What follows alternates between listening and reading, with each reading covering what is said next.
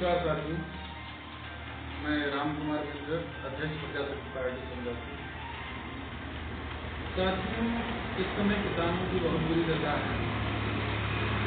वो कितने महीने बीत गए हैं उनको सड़कों पर पड़े हुए। इतनी भीषण गर्मी हो रही है इस समय और वह सब सड़कों पर हैं।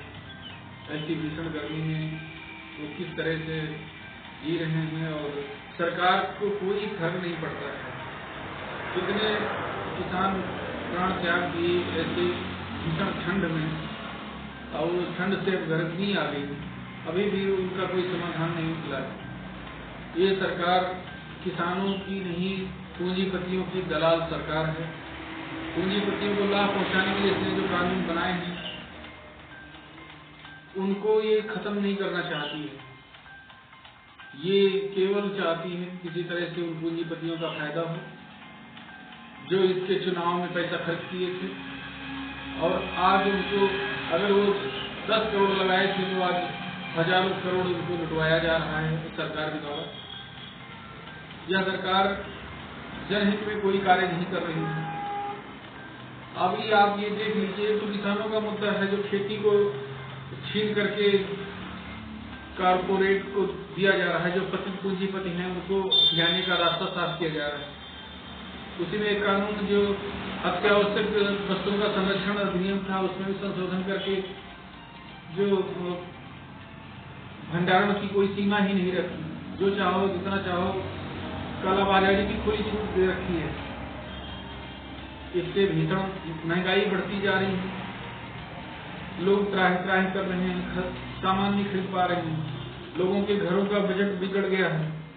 दुकानदार, छोटे दुकानदार जो बेचारे किसी तरह से अपना रोजी रोटी चलाते थे, आज उन दुकानदारों के पास जीविका का कोई उपाय ही नहीं रह गया है।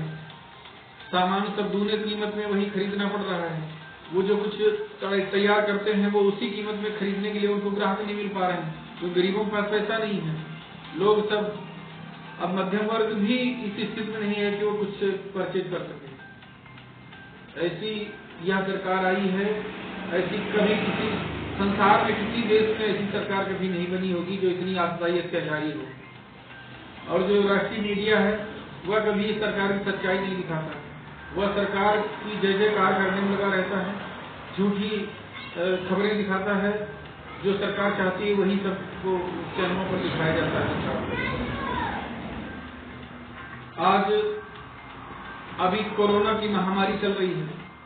इस कोरोना महामारी में सरकार को कोई फर्क नहीं पड़ता। वो बड़ी बड़ी रैलियां कर रही हैं, बिना मास्क के वहाँ हजारों लाखों की भीड़ बुलाई जा रही है, जुटाई जा रही है। गाड़ियों भर भर के लोग लाए जा रहे हैं खिला पिला के, और सामान्य लोग जो मर रहे हैं अस्पतालों में उनके लिए जगह नहीं है, बेड नहीं रह गए हैं इसके पास।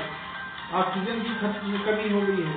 कई सरकारें, राज्य सरकारें केंद्र से ऑक्सीजन सिलेंडर मांग रही हैं, उनकी वो आपूर्ति नहीं कर रही है। तो ये सब केवल और केवल अपने स्वार्थ में डूबी हुई सरकार है और जनता के विरोध में काम कर रही है। जनहित से इसका कोई लेना देना नहीं है। कोरोना इनकी रैलियों में नहीं जाता है। आम आदमी जो अभी धार्मिक पूजा पाठ कर रहा था, अभी नवरात्र आ गए थे तो कोई मंदिरों में दर्शन करने अपनी आस्था के कारण जाता है मंदिरों में, तो वहाँ पर प्रतिबंध लग गया, मंदिरों में नहीं जा सकता। वो वहाँ सोशल डिस्टेंसिंग का पालन करते हुए भी नहीं जा सकता। कुंभ का मेला था, वहाँ भी तो थोड़ी भीड़ भी नहीं थी, इक्का दुक्का लोग पहुँच रहे थे, लेकिन मीडिया फर्जी दिखाता है कि वहाँ पर बहुत सारे लाखों लोग पहुँच गए। ये सब केंद्र सरकार के इशारे पर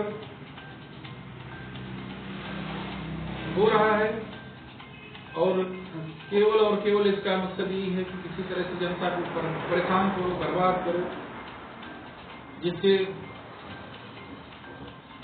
पूंजीपतियों का हित हो, वही सब काम करो, और वही ये काम सरकार कर रही है।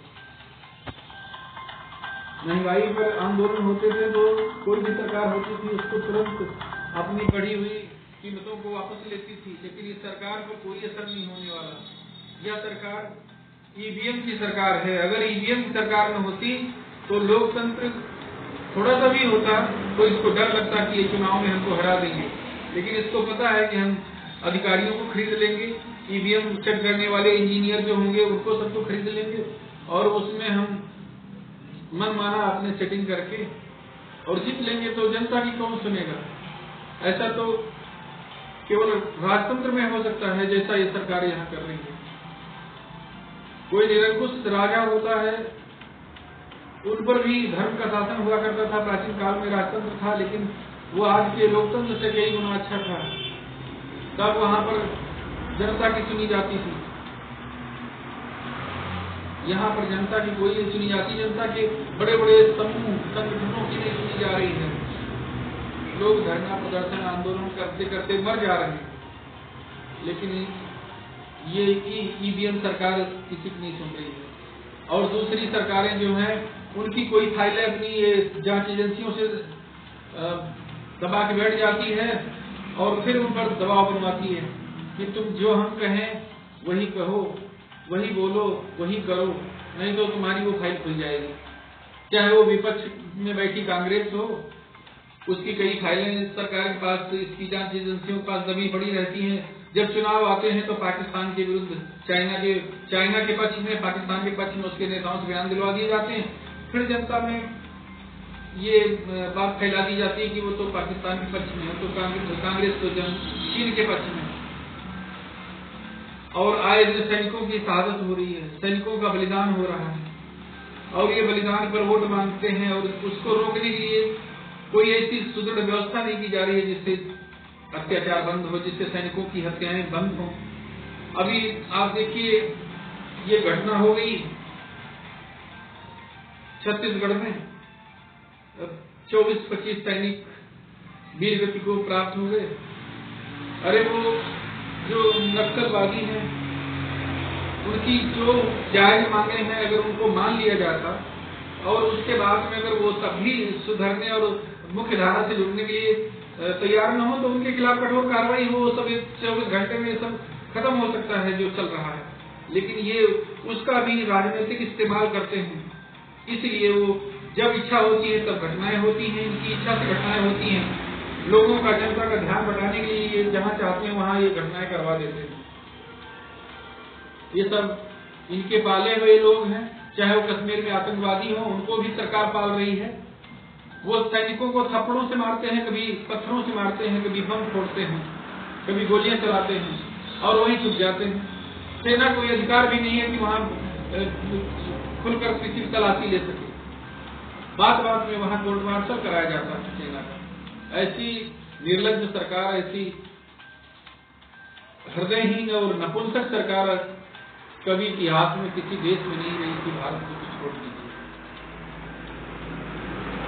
हम इस सरकार से कोई आशा नहीं करते, कोई आशा नहीं है कि ये कुछ अच्छा करेगी। बस अगर ये देश पर उपकार करना चाहते हैं तो त्याग पत्र दे दें और चले जाएं, तभी इस देश का कुछ कल्याण हो सकता है। इनके सत्ता में रहते अब कोई अच्छा कार्य नहीं हो सकता। ये बिल्कुल सत्य है और यही सत्य है, इसके अलावा कुछ सत्य नहीं है। जब तक ये रहेंगे तब तक इसी तरह से हाहाकार मचा रहेगा, इसी तरह से लोग मरते रहेंगे, चाहे वो कोरोना हो, चाहे वो कोई और भुखमरी हो, चाहे वो जीएसटी हो। जीएसटी से भी लोग, अरे अच्छे व्यापारी जो टैक्स भी भरते रहे हैं, लेकिन उनको ऐसा चक्रव्यूह में फंसाया है इनके अधिकारियों ने और इस सरकार ने, इतना भारी टैक्स लगाया है उनके ऊपर कि वो सब आत्महत्या कर रहे हैं, मर रहे हैं, व्यापार छोड़ रहे हैं, कंपनियां बंद हो रही हैं, लोगों को रोजगार नहीं मिल रहे। जो काम कर रहे थे बाहर, वो सब अपने उन राज्यों से पलायन करके घर आ गए, भूखमरी की शिकार हैं। और ये कहती है कि हम जो है राशन दे रहे हैं, बांट रहे हैं, भूखे कोई नहीं मरेगा। भूख से मर रहे हैं। राशन में भी भ्रष्टाचार हो रहा है, जबरदस्त भ्रष्टाचार वितरण में हो रहा है। इस सरकार के लिए बस यही प्रार्थना है कि ये सरकार अगर देश पर उपकार करना चाहती है तो कम से कम अपना प्रधानमंत्री बदल दे। मोदी को त्याग पत्र दे देना चाहिए, क्योंकि मोदी के नेतृत्व में सरकार कभी कुछ अच्छा नहीं कर सकती। अब ये जनता को और ये बच्चों को शिक्षा देते हैं, की बात बताते हैं कि कठिन सवाल पहले हल करो, इसी तरह से अपना शासन चला रहे हैं। विश्व का कोई शिक्षक ये बात नहीं बताएगा बच्चों को कि कठिन सवाल पहले उलझो उनमें, ताकि और सब व्यर्थ हो जाए, बर्बाद हो जाए। किसी तरह से शासन चला रहे हैं, इनकी बुद्धि और विवेक अपने आप प्रकट हो जा रहा है, परिलक्षित हो जा रहा है, इनके कार्य क्या कर रहे हैं ये। इसीलिए आज भारत तब से गिरी हुई, पाकिस्तान और बांग्लादेश से भी गिरी हुई स्थिति में पहुंच चुका है। इस सरकार का जो नेतृत्व कर रहे हैं नरेंद्र मोदी से हम सब यही आशा करते हैं कि अगर वो वास्तव में देश के लिए कुछ अच्छा सोचें तो अपने आप हट जाएं, किसी अपने पार्टी के दूसरे सांसद को सत्ता सौंपें।